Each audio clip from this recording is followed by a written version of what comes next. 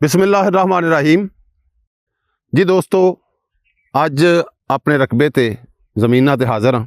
बड़े अरसे तो बाद आके जिस वेले माहौल वेख्या, फसलां वेखियां, दिल खुश हो गया। तो मेरा दिल कीता कि क्यों ना ये सारे माहौल नूं चंद लैणां विच परो दिता जाए, जिहदे नाल मल्लियां वाला खूह मशहूर है। तो इनू भी असीं विच शार दे तौर पर लवांगे। तो समात करो वो चंद लैणां जिहड़ियां इत्थे बैठ के लिखियां ने, वो किहड़ियां ने।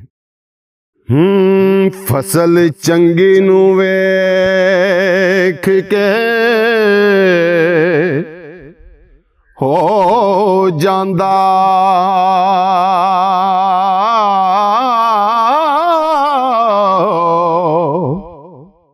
दिल खुश ते राजी किसान दा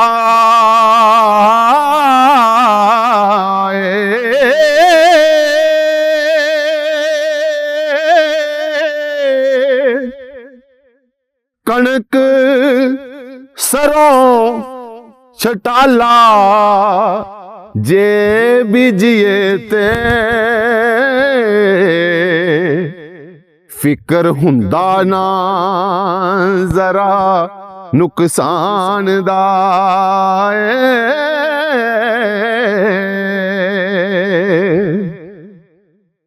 पोए वतर जे होवे ते फसल लाए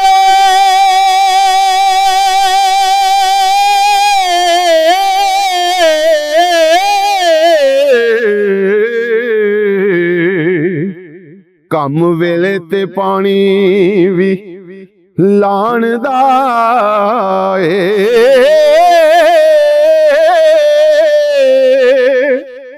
वाई बीजी ओ करे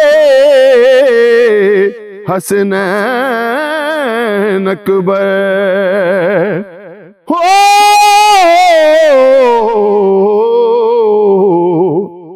वाई बीजी दे गुर जो जानदा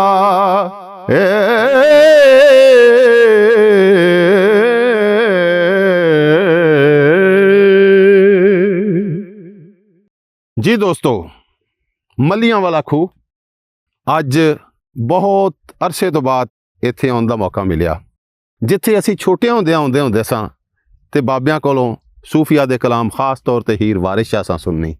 ते अज दोबारा जिस वेले इत्थे आया मैं ते आके इस माहौल नूं देखिया ते कलम फड़ के चंद लैणां जिहड़ियां लिखियां ने वो समात करो।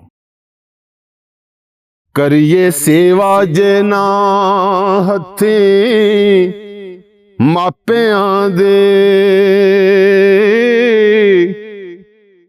ते ओ रहिंदे रहिंदे रह जांदे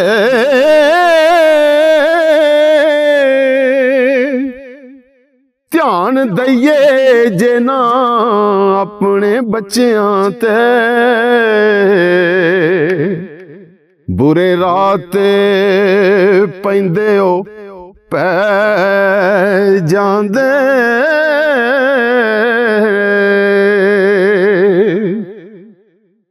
सांभ करिए जे ना ढोरा डंगरां दी